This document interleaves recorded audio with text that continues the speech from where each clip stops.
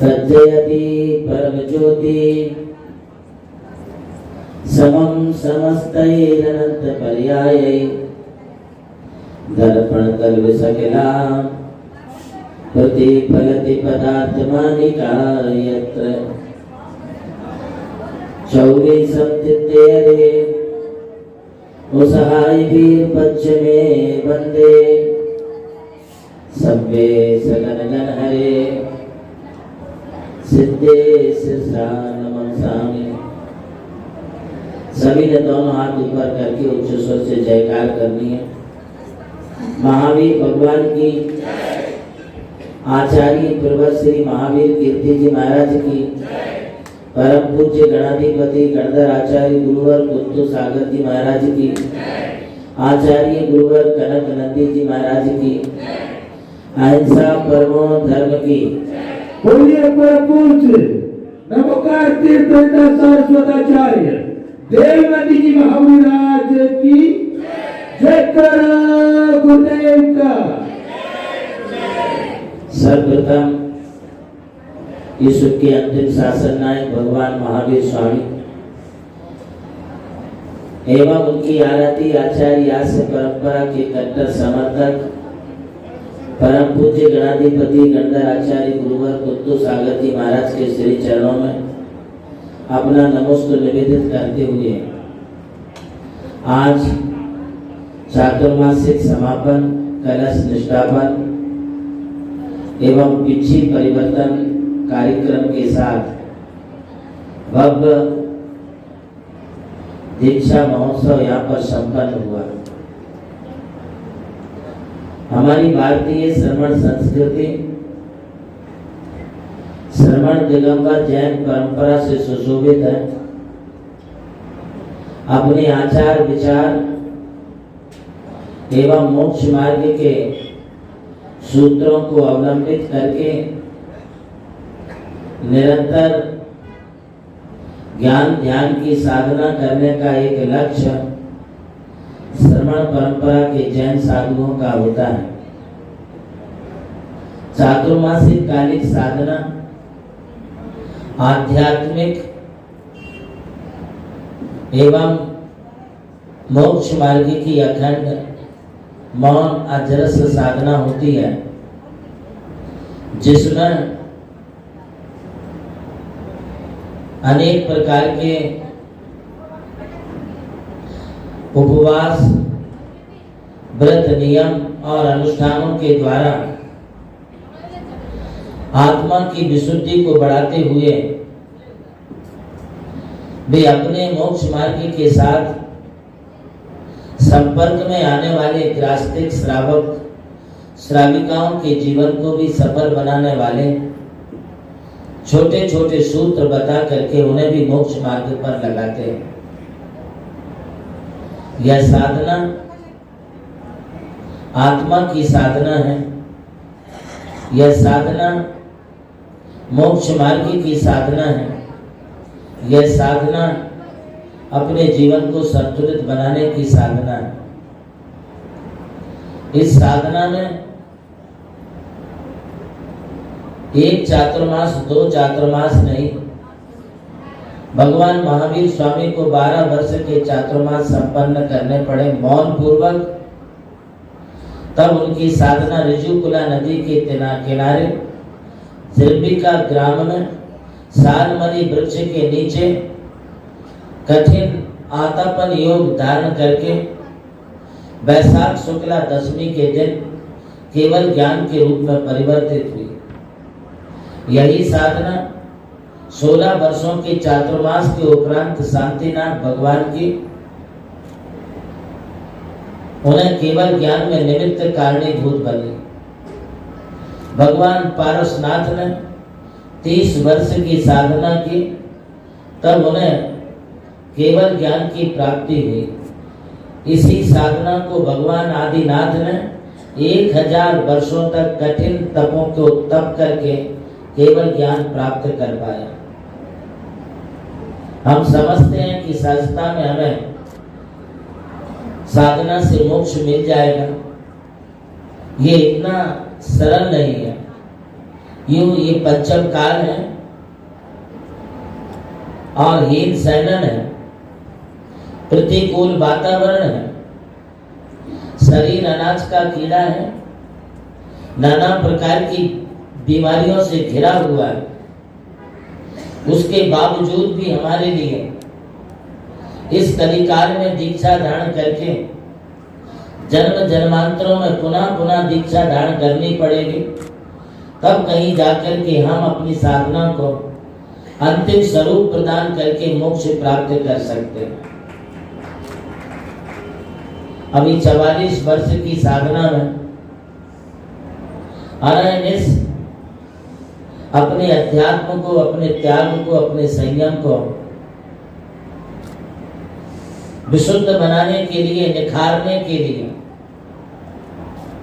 और अधिक उज्जवल एवं निर्मल बनाने के लिए हम सदैव प्रयत्नशील रहते हैं।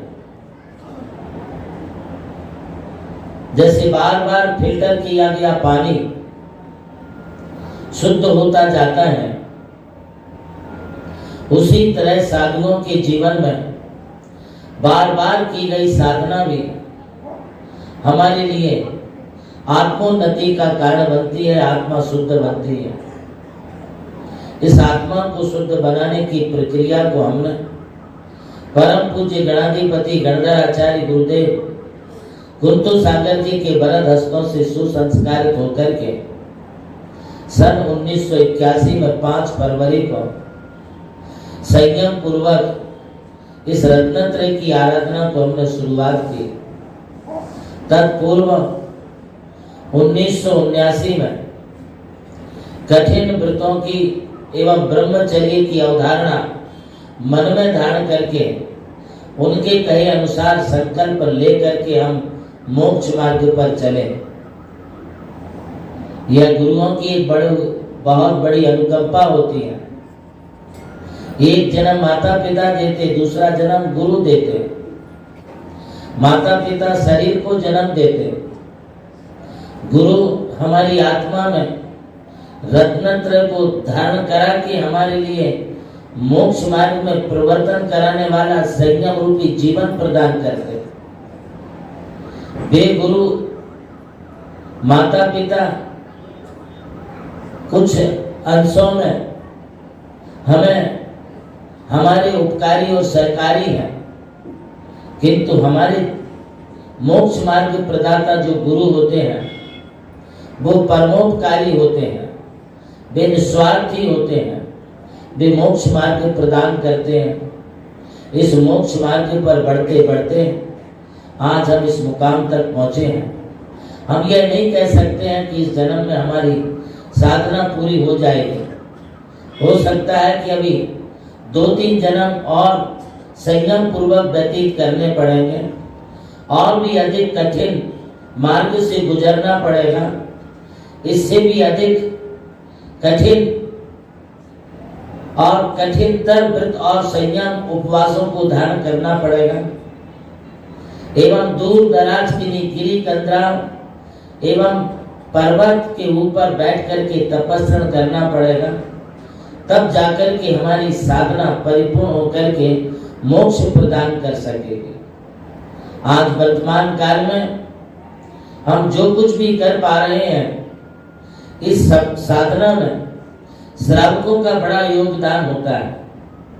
श्रावक साधुओं के संयम में सहायक होते हैं।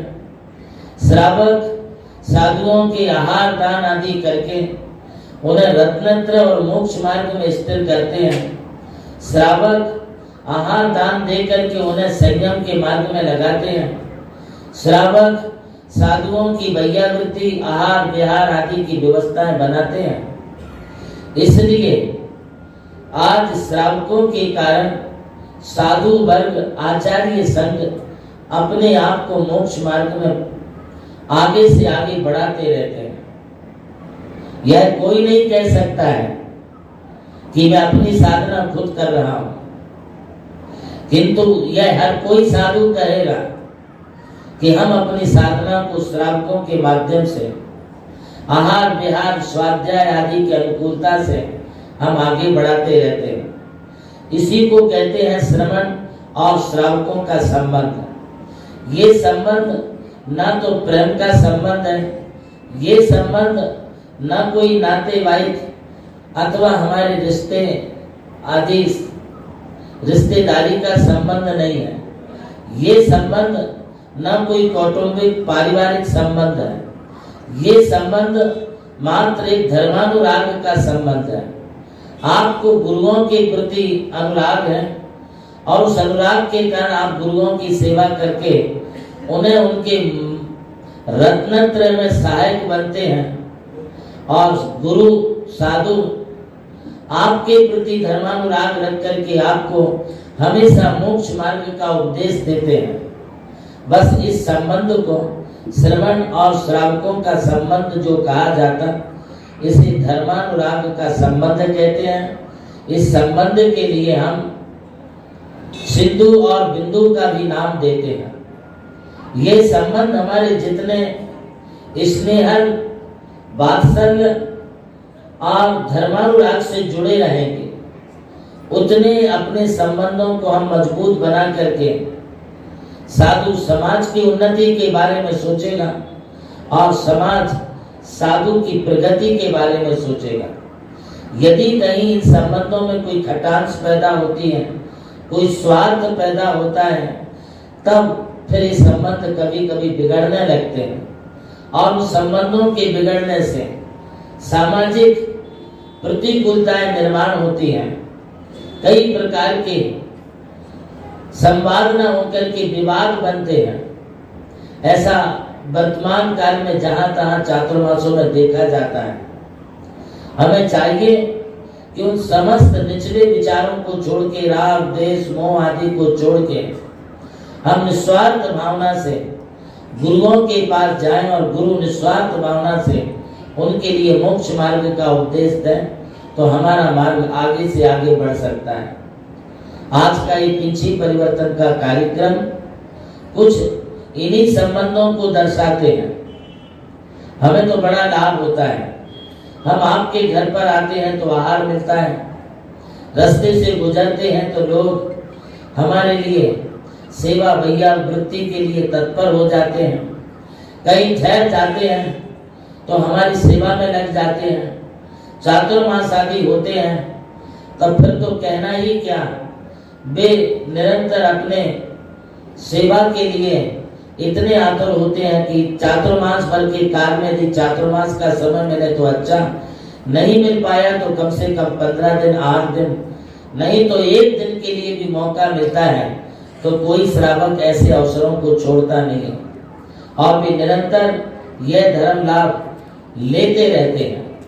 आज इसी श्रृंखला में आप सबके लिए मैं दूर, नगरों से दूर, शहरों से दूर, गांवों से दूर एक ऐसे जंगल स्थान पर बैठा हुआ हूँ जहाँ आसपास कोई लोग नहीं, कोई श्रावक श्राविकाएं नहीं, किंतु आपका आत्मीय स्नेह और भक्ति एवं धर्मानुराग और गुरु सेवा के भावों के कारण मुझे इस निर्जन नमोकार तीर्थ के स्थान पर भी कभी समाज का अभाव हमें कभी खटका नहीं है।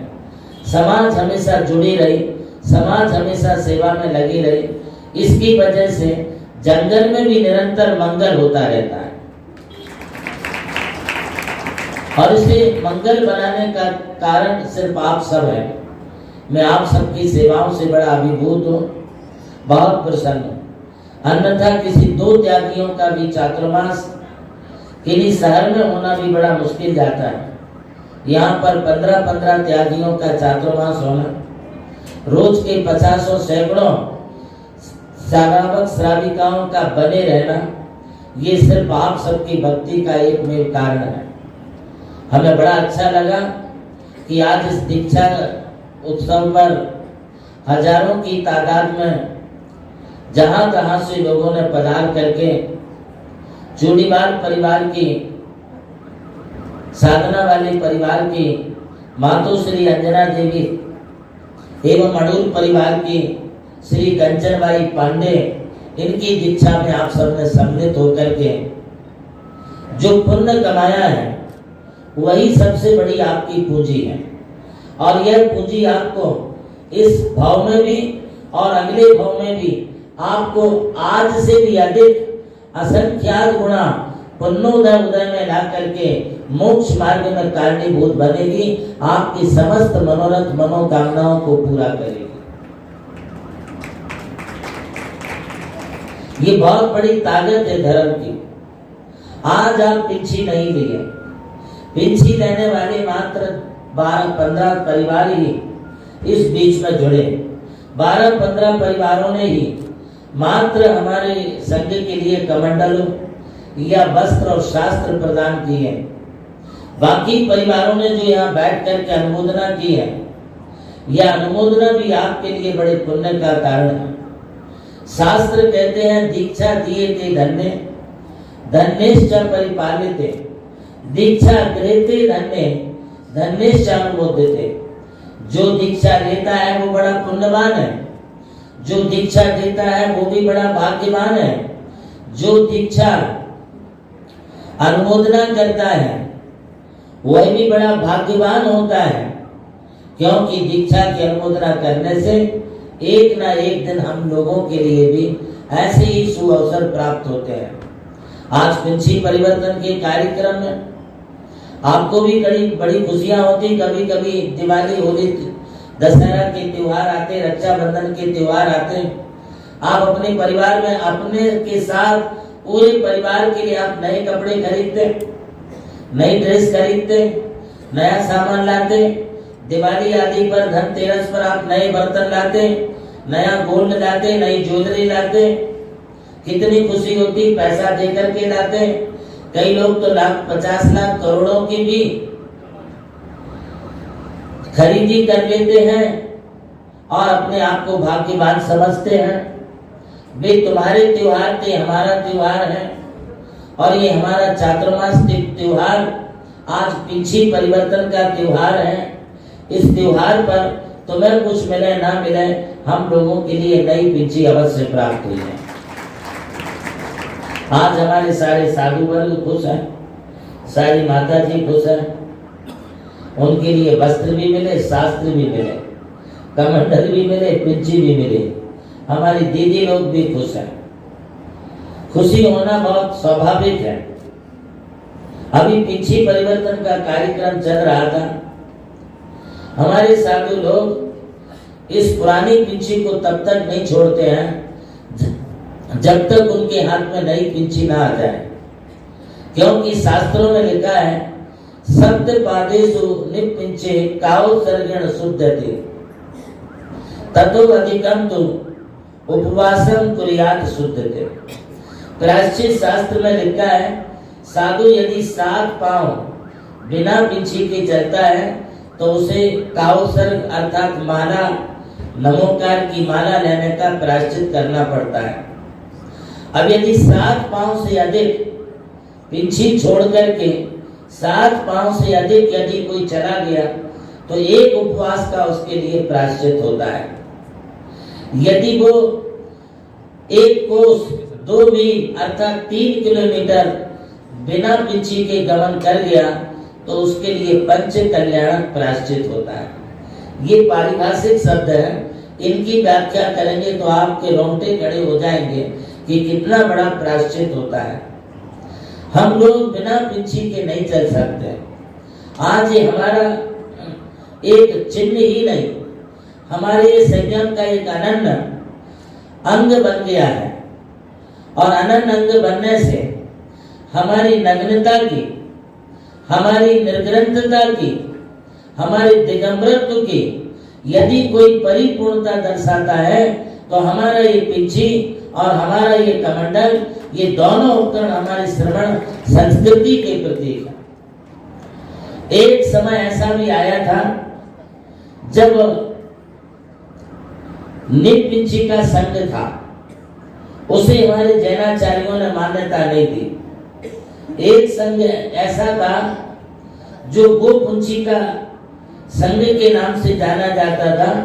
गाय की पूंछ के, चमड़ी गाय के जो बाल आते हैं जो चमर में लगाते, उनकी भी पिंची बनाने की परिपाटी एक आध संघ ने आज से 13वीं शताब्दी में प्रारंभ की थी, किंतु वो संस्कृति टिकी नहीं, वही खत्म हो गई। एक संस्कृति ऐसी जागृत हुई कि जिसमें मतलब पिंची भगवान आदिनाथ के समय से ही प्रारंभ है। भले आदिनाथ भगवान ने दीक्षा ली, तीर्थंकर प्रभु के लिए नियम नहीं है, बाकी उनके साथ जो 4000 मुनिराजों ने दीक्षा ली, उन सब के लिए पिंची बड़ी आवश्यक हुई। हर एक तीर्थंकर के समोसरण में लाखों मुनि होते हैं और उनसे 3 गुनी ज्यादा आलिकाएं होती है, सबके हाथ में पिंची होती है। इसलिए भगवान महावीर स्वामी की वाणी का अनुवाद करते हुए कुंद कुंदाचार्य को ये कहना पड़ा, निपिंचो नत्थी निवाड़ा, बिना पिंची के किसी को निर्वाण मोक्ष की प्राप्ति नहीं होगी। इसलिए पिंची हमारा एक अनन्य अंग बन गया। जैसे कोई मिलिट्री मैन बिना अपनी गन रखे सिवाय अपनी और देश की सुरक्षा नहीं कर सकता, वैसे हमारे मुनिराज हाथ में पिंची रखे सिवाय अपनी और समाज एवं देशवासियों की रक्षा नहीं कर सकता। इसलिए दिगंबर जैन परंपरा में चाहे वो कितने बड़े आचार्य हों, उनके शिष्य हों, उनकी आलिकाएं हों, उनकी छुल्लक छुल्लिकाएं हों, अथवा श्रवण परंपरा में, दिगंबर परंपरा में रहने वाले कोई भट्टारक स्वामी जी हों, उनको तभी मान्यता दी गई है जब उनके हाथ में ये पिंची हो। यह 13वीं शताब्दी से प्रचलित भट्टारक परंपरा में भी चाहे वो भगवान वस्त्रधारी पीठाधीश हो, उनको भी ये पिंची अनिवार्य हो गई। यदि ये नहीं होती थी तो हम ये कदापि नहीं कह पाते थे कि ये दिगंबर जैन परंपरा के भट्टारक है। आज दिगंबर जैन परंपरा के भट्टारकों की पहचान इसी से है। अन्यथा इतर धर्मों में, हिंदू धर्म में जो हमारे पीठाधीश शंकराचार्य वगैरह वगैरह होते हैं, वे भी बिना पिंची के हैं, उन्हें हम अपना नहीं मानते हैं। किंतु हमारी श्रवण परंपरा में ये बहुत आवश्यक है।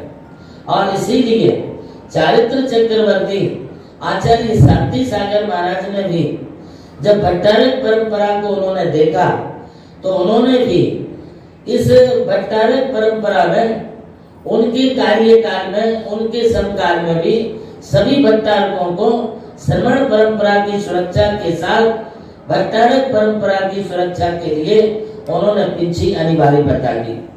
आज ये पिंची हम लोगों का एक बहुत बड़ा संबल है, हमारी श्रवण परंपरा का संबल है, हमारी निर्ग्रंथता का प्रतीक है, जीव दया का प्रतीक है। इस पिंची के कारण असंख्य जीवों की रक्षा होती है। जिन मुनियों के हाथ में ये पिंची होती है, वे मुनि भी निर्भयता अभयता को प्राप्त होते, सबके प्रति दया के प्रतीक प्रतिमूर्ति माने जाते हैं। दिगंबर जैनाचार्य में एवं वर्तमान के आचार्य श्री विद्यानंद स्वामी कुंद कुंद भारती दिल्ली, इनकी भी साधना काल लगभग 70 साल से अधिक मुनि अवस्था की रही है।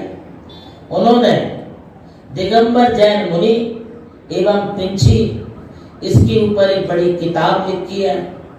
उसमें उन्होंने हिंदू परंपरा में और जैन परंपरा में पिंची का कितना महत्व है, करीब 250 पेज की किताब जब लिखी और वो समाज में विद्वानों के समक्ष गई तो सारे विद्वान आश्चर्यचकित हो गए कि इस पिंची का कितना महत्व है।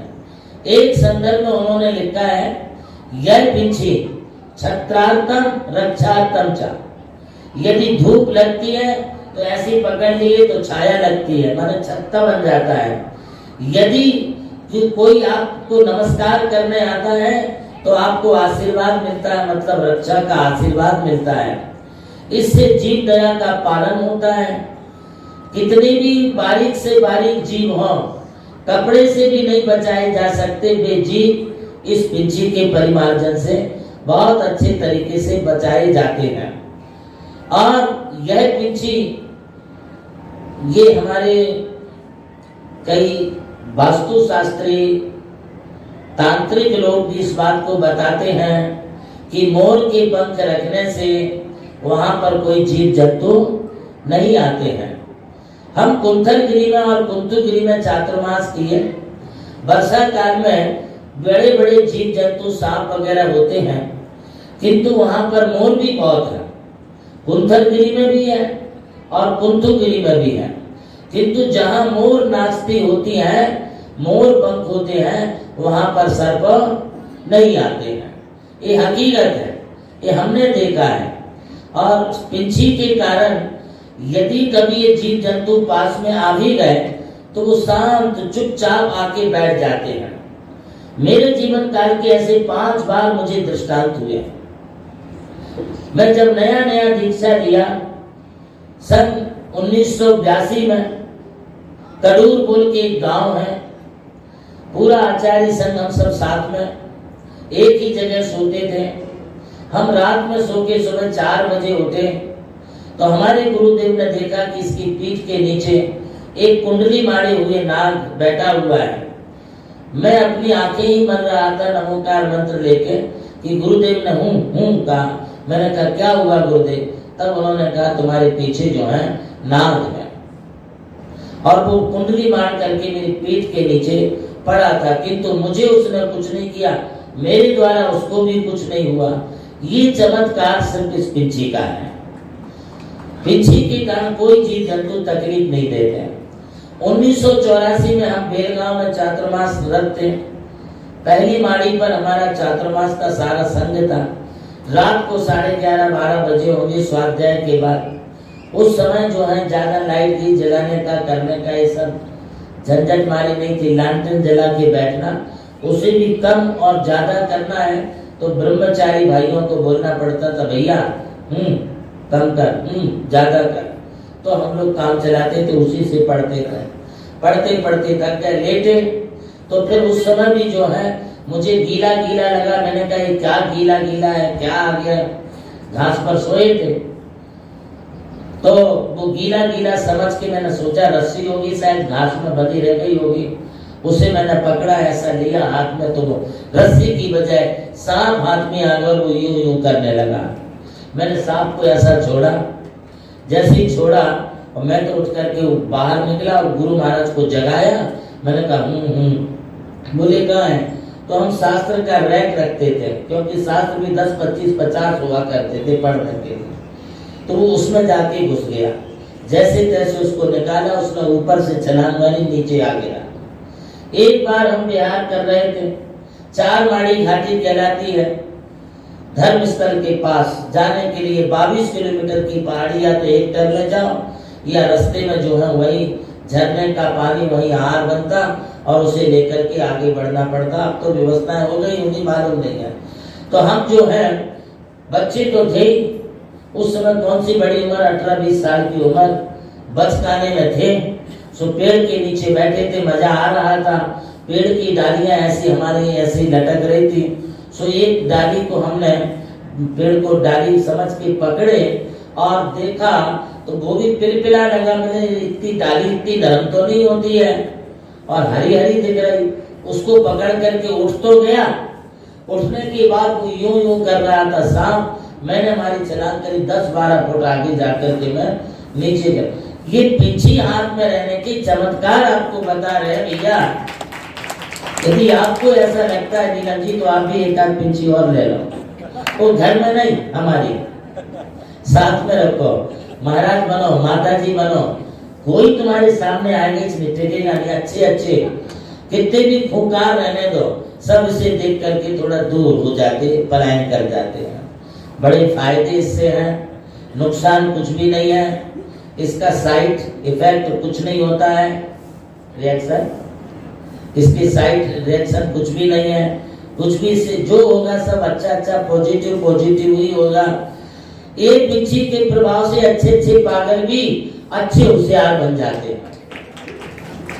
इसके चमत्कार है पावन आत्मा कि हमारे पावन के ये पिंछी आने के बाद अच्छे अच्छे लोगों के लिए ज्ञान आ जाता, अभ्यास हो जाता, अकल आ जाती और जिनमें उड़ने की, जाने की, भागने की, बाहर रहने की क्षमता नहीं होती, जैसे पक्षी को पंख आके उड़ जाता, वैसे पिंची आकर के साधु भी उड़ जाता, कहीं भी चला जाता, क्योंकि इसकी कीमत है। और बिना पिंची के कोई आएगा तो कोई पूछने वाला नहीं है। महानुभावों, बहुत अच्छा लगा आज आप लोगों ने साधुओं के लिए रत्नत्रय की प्रतीक के पिंची प्रदान किए। अब हम चातुर्मास समाप्ति की घोषणा आज नमोकार तीर्थ से करता हूँ। पूरे चातुर्मास कालीन व्यवस्थाओं को हमारे समस्त ट्रस्टी गणों ने, समस्त सकल जैन समाज ने, खास तौर से हमारी परम भक्ता इस चातुर्मास कमेटी की अध्यक्षा एवं संघपति श्रीमती ज्योतिबाई, मनोज जी, नीलेश जी, साधना और क्या नाम दूसरी भाभी जी का, और प्रतीक बढ़ जाते परिवार, ढिंडोरी परिवार, जिन्होंने इस पूरे चातुर्मास की सेवा का लाभ लिया और पूरी सेवा उन्होंने तन मन धन से दी। एक बार जोरदार तालियां उस परिवार के लिए बजा। मैं तो इस वर्ष का चातुर्मास कलश भी उन्हीं को देने वाला था, किंतु बोले गुरुदेव अभी रुक जाइए, धीरे धीरे एक एक स्टेप बाय स्टेप चढ़ने दीजिए। और आज उन्होंने मुझे पिंची भी प्रदान की। मुझे बहुत अच्छा लगा ज्योति भाई, आपकी ये ज्योति, आपका ये प्रकाश निरंतर समाज के बीच में फैलता रहे, ऐसा आशीर्वाद आपके लिए प्रदान करता हूँ। अब चातुर्मास के उपरांत की बात, हमारा बिहार का समय सन्निकट आ गया। बिहार करने का कोई कारण नहीं था। अभी यहाँ पर चातुर्मास काल में कुछ मीटिंग अरेंज की और उस मीटिंग अरेंज करने के उपरांत यहाँ के कार्य आदि को देखते हुए आगामी पंच कल्याणक प्रतिष्ठा महोत्सव अंतरराष्ट्रीय स्तर पर करने का एक मनोदम हम सबने बनाया है। उसे बनाने के पश्चात सबसे पहला आशीर्वाद और दर्शन गणाधिपति गंधर आचार्य गुरुदेव कुंतु सागर जी महाराज का लेना है। हम वहां पर पहुंचेंगे, उनके चरणों में अपनी भावना रखेंगे और अपना निवेदन रखेंगे और उनसे हम मुहूर्त लेंगे। वो जो मुहूर्त हमारे लिए देंगे, यदि 2026 जनवरी फरवरी का मुहूर्त उन्होंने दिया तो वो मुहूर्त हम एक्सेप्ट करेंगे। उन्होंने यदि 2-4 महीने आगे पीछे का दिया तो वो भी हमारे लिए मान होगा, किंतु जो कुछ भी यहाँ पर कार्यक्रम संपन्न होगा वो भारत गौरव गणाधिपति गणधर आचार्य गुरुदेव कुंतु सागर जी महाराज के आशीर्वाद से ही संपन्न होगा। इसलिए हम यहाँ से बिहार करने का मानस बनाए और इस बिहार काल में हमारे गुरु भाई युवाचार्य श्री गुणधर नंदी जी महाराज हुबली के पास नवग्रह तीर्थ निर्माण किए हैं, जिसमें 405 फुट का एक विशाल सुमेरु पर्वत का निर्माण किया है। उस सुमेरु पर्वत के पंच कल्याण प्रतिष्ठा महोत्सव एवं 61 फुट के भगवान पार्श्वनाथ का महामस्तकाभिषेक कार्यक्रम उन्होंने 15 जनवरी से 26 जनवरी 2025 में आयोजित किया है। उनका बहुत प्रेम, बहुत आग्रह हमारे लिए है। उनके आग्रह को मैं टाल नहीं पा रहा हूँ, इसलिए कुंतुगिरी के पश्चात हम नवग्रह तीर्थ पर वहां पर जाएंगे। उन्होंने बड़ी जिम्मेदारी हम पर सौंप रखी है। उस आयोजन के लिए हमारा मार्गदर्शन उन्होंने अपेक्षित रखा है कि आपके मार्गदर्शन में ये सारा कार्यक्रम संपन्न होगा। अभी से ही बड़े बड़े पोस्टर एवं पारस चैनल आदि पर ऐड उनकी जो है चल रही है, तो हम अपने गुरु भाई का आग्रह टाल नहीं पा रहे, इसलिए जाना है। लगभग यहाँ से 850 किलोमीटर जाना है, वापिस 850 किलोमीटर आना है। यदि कहीं समाज का कोई आग्रह रहा तो 10, 50, 100 किलोमीटर इधर उधर भी होता है। कम ज्यादा मिलाकर के 2000 किलोमीटर की यात्रा हमारे लिए 4-5 महीने में पूरी करना है। जाते समय का रूट यहाँ से हमारा लासन गांव, कोपर गांव, शिरडी, श्री रामपुर वालों ने भी श्री पर चढ़ाया, यहाँ तक का हमने फाइनल कर दिया है।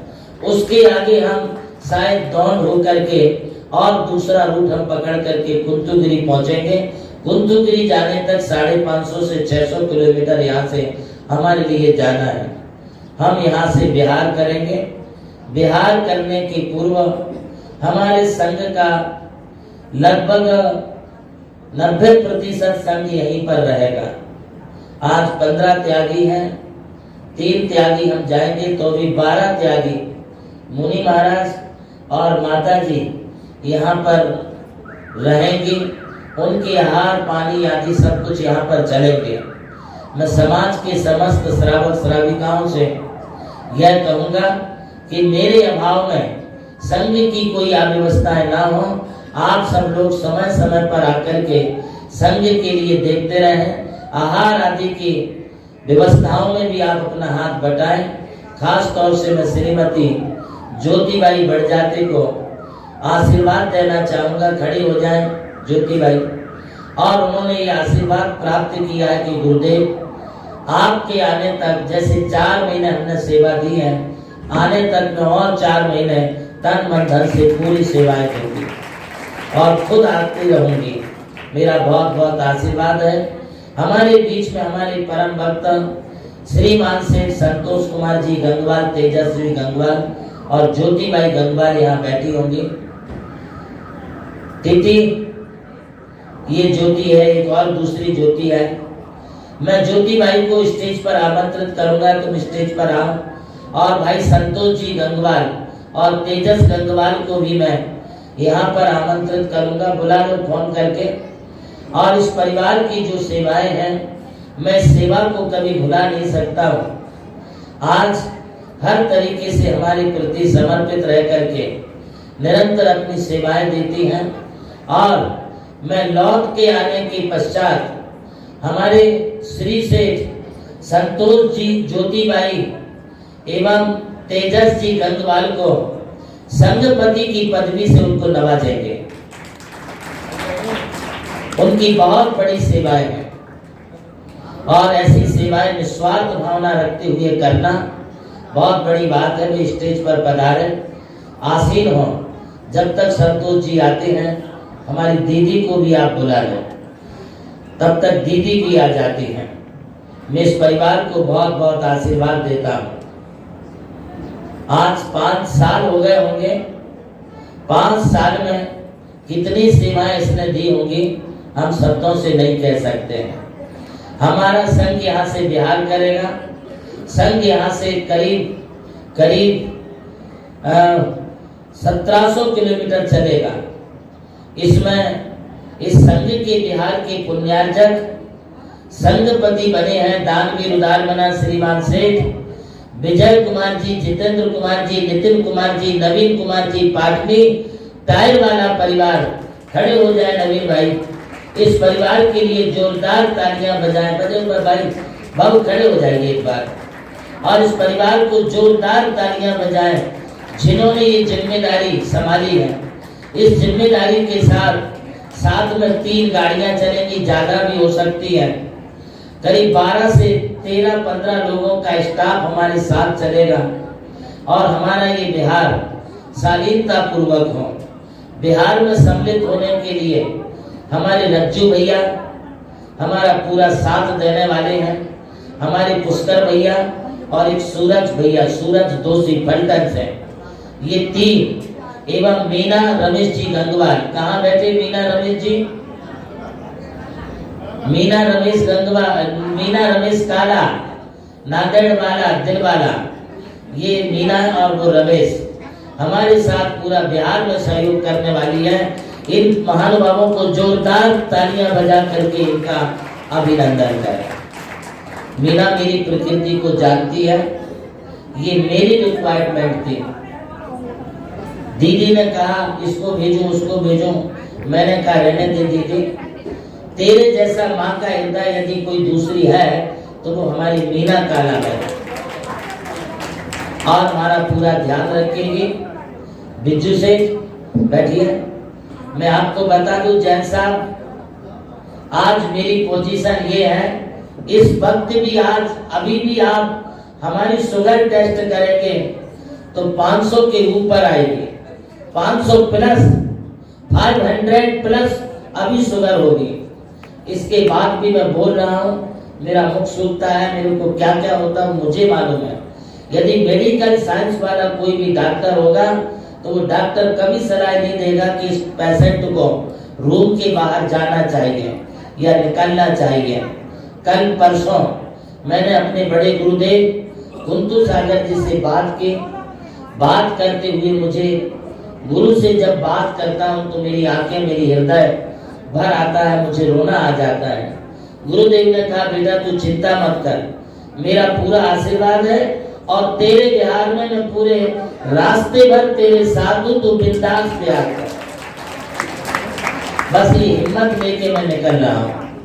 इस हिम्मत को देने के पीछे आज इतना बड़ा संघ छोड़ के जाना मुझे भी बहुत अटपटा सा लगता है।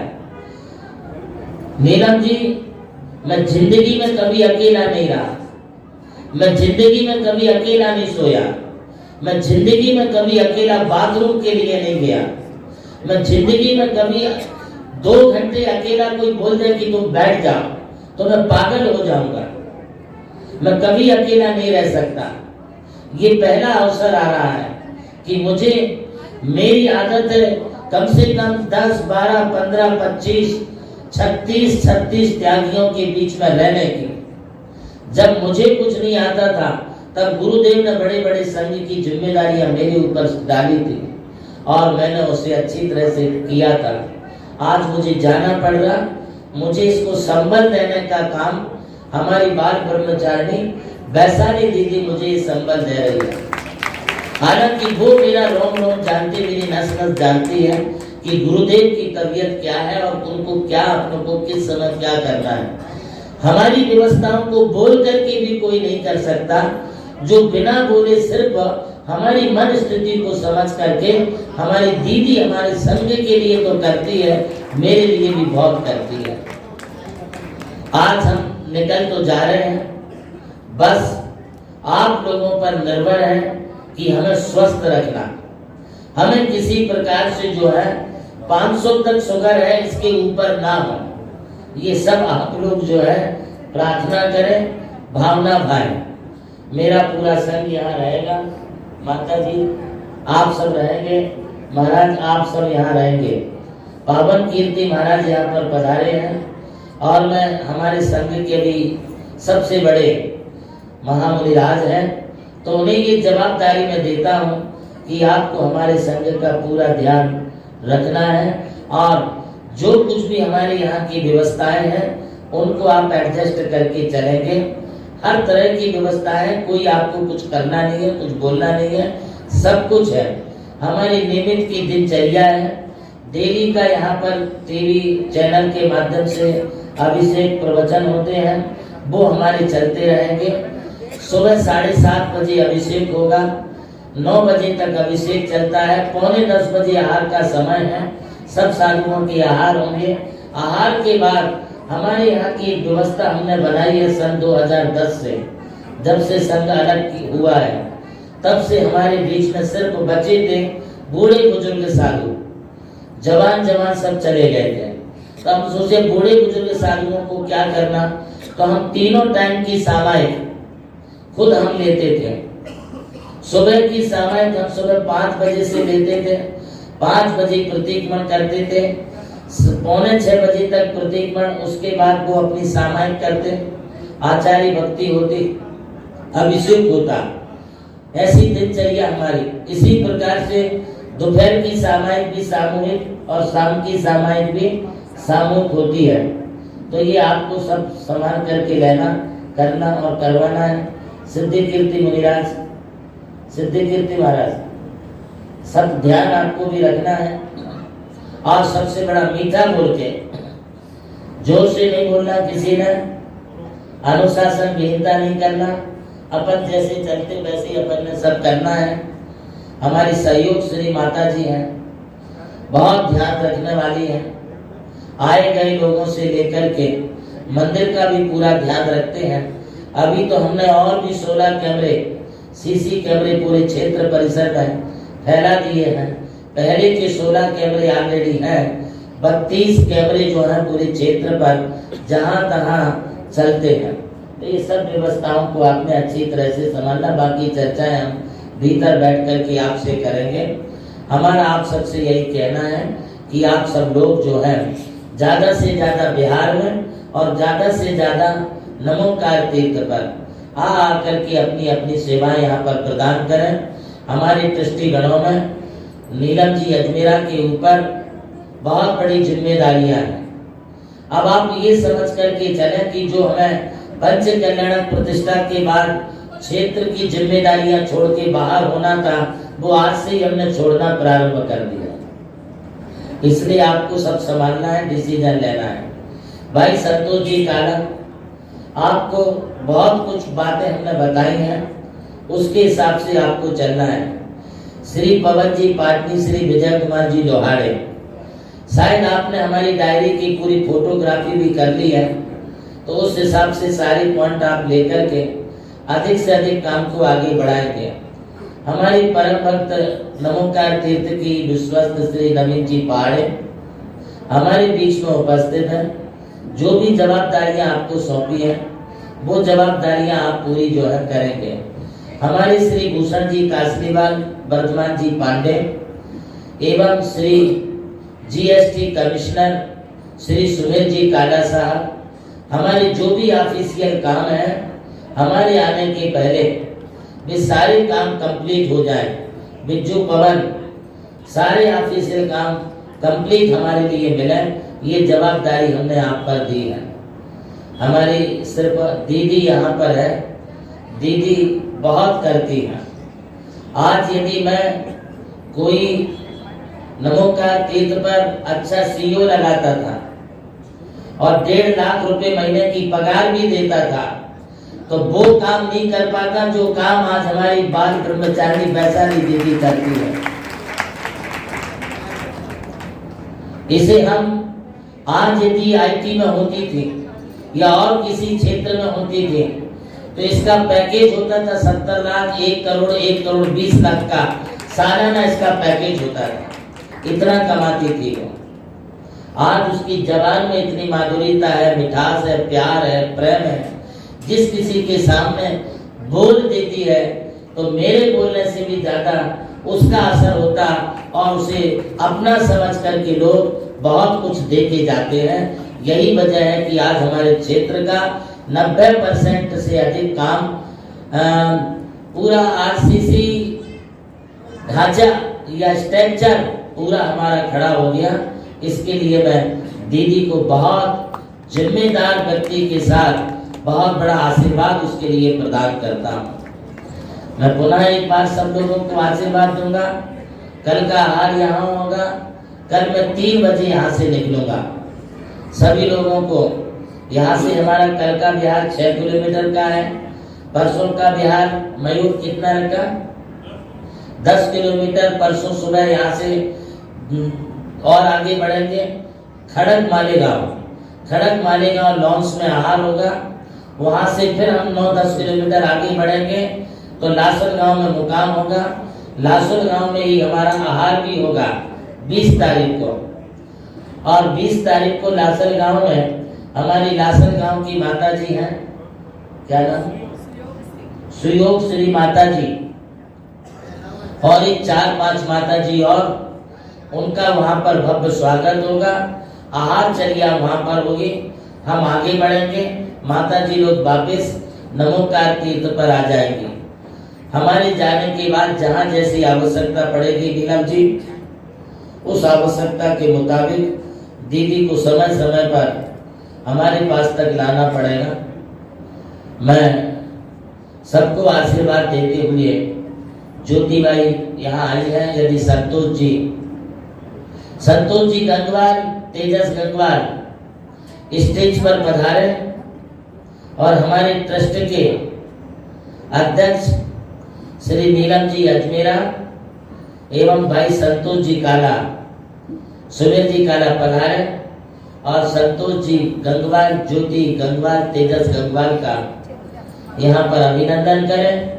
आने वाले दिनों में 5 अप्रैल के समय मैं टीटी परिवार को हमारा संघपति पद से इनके लिए विभूषित करूंगा, घोषित करूंगा। जोरदार तालियों से इनके लिए अभिनंदन करें।